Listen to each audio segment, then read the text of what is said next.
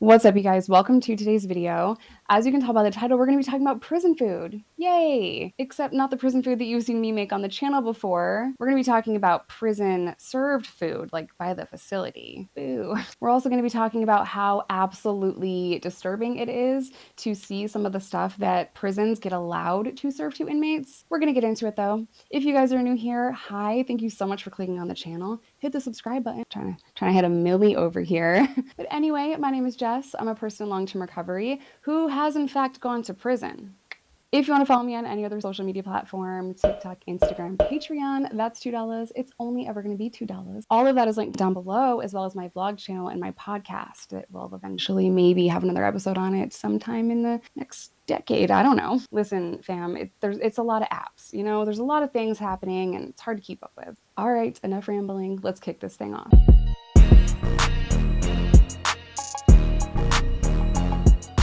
So you don't have to have been arrested and put in jail or prison to know that the food is bad, right? Like it's one of the #1 complaints about any facility ever, you know, unless you're like not in America. But in America, the food is really bad and it's not just bad tasting, it's actually dangerous and bad for you. So while we uncover this and while I show you guys this, be thinking about, is this a form of punishment? You know, the food is bad, so is that like a regular thing to punish people for, or is this mistreatment and abuse and neglect and dangerous to the people that are in jail? And I know it's a very common thing to say, like, just shouldn't have broken the law. That is a very ignorant, privileged statement. You know, we're all human beings, we've all made mistakes, but that doesn't give the government the right to feed you poison. So when I say poison, I mean that when I was serving time and on the few instances that I worked in the kitchen, which I really tried hard not to because ew, the food that they would get in to the prison would come in like boxes from a truck from Sallyport. Sallyport is like the back of the prison where inmates go into.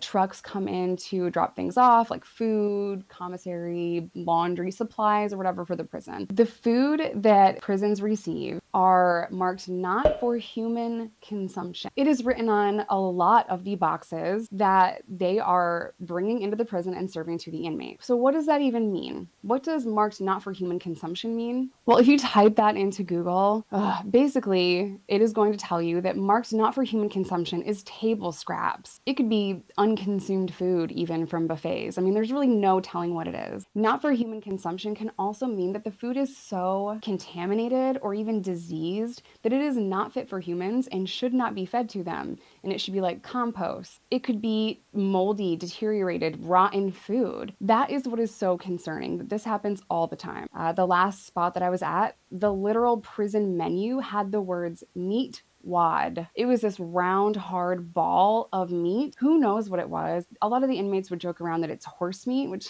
traumatizing. No clue what it is. Jury's out. It's unclear. But it is dangerous for inmates to be consuming food that is marked not for human consumption. A lot of the times the food is expired.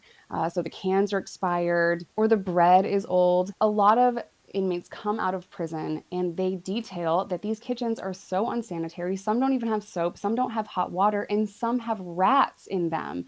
I have personally seen rats in the kitchen in prison. Rats, where you're cooking food for a compound of 3,000, 5,000, whatever the compound size is. How is that okay? It's because a lot of people don't care. It's because people have this mentality that you just shouldn't have broken the law. Impact Justice System came out with an article basically detailing inmates' experiences. Obviously, the food tastes bad, but on several occasions, inmates have reported that the food is rotten, it's moldy, bologna is smelling like fish, there's literal mold on bread or biscuits or just whatever, literal mold on things. That has very serious implications on a person's physical health and on their mental health. Because if you were having to force yourself to eat this disgusting food that smells like just rotting meat, it has mold on it, it's just so nasty. If you're having to choke that down and force yourself to eat that, okay, mental health, pretty bad probably. Your physical health, it will have an impact. So tons of studies and articles have come out detailing how cheap it is to feed the inmates. And on average, most prisons spend under $3 a day to feed one person. And feeding that person, usually the trays consist of a lot of carbs, high fructose corn syrup, fat, sugar, with almost always not having any fresh fruit or vegetables.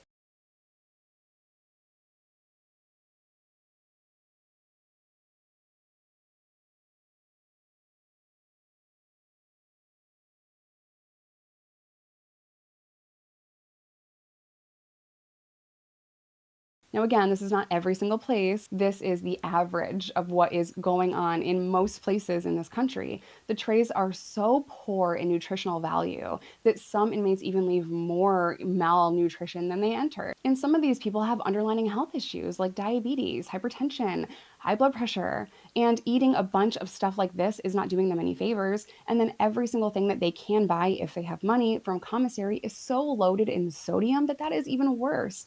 Ramen noodles, not great for you. I know they taste great, with some butter and some chips and pickles and cheese, but that's all really bad for you. It's all junk food. It has very low nutritional value and a fuck ton of salt. The only like good stuff for you, really good, is peanut butter, and that's high in fat, right? But like peanut butter is good.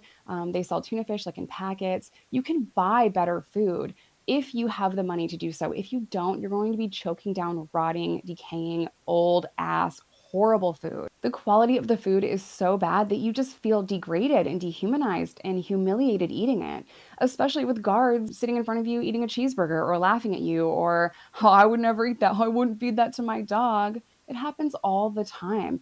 And it just further adds to this I am nothing mentality, Like, I don't know if I don't want to speak for all inmates when I say that, but I felt like less than a human being. And if you feel like you're nothing for long enough, guess what? You're going to start to really believe that that is true when it is not. We're all human beings. We do not deserve to eat rotten food because we're in prison. According to a report that I read, if you are incarcerated, you are 6 times more likely to, become sick from a foodborne illness from the bacteria in the food than the general public. So you are 6 times more likely to get some kind of illness from food than the general public, 6 times more likely. So the pandemic also severely impacted prison meals. I had a video sent to me from a friend of mine. This person will remain unnamed.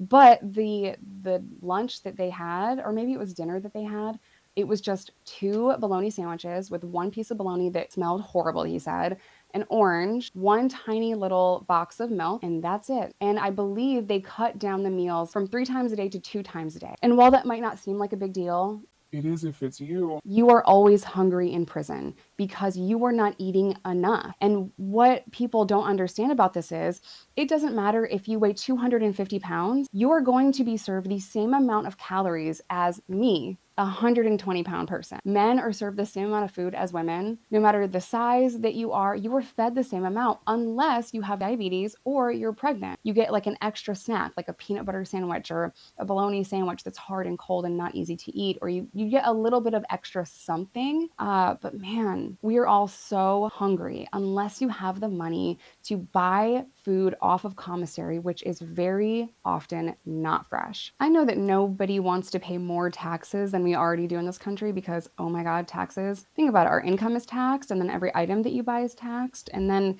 when you buy certain items, you have to pay property taxes on items you already own.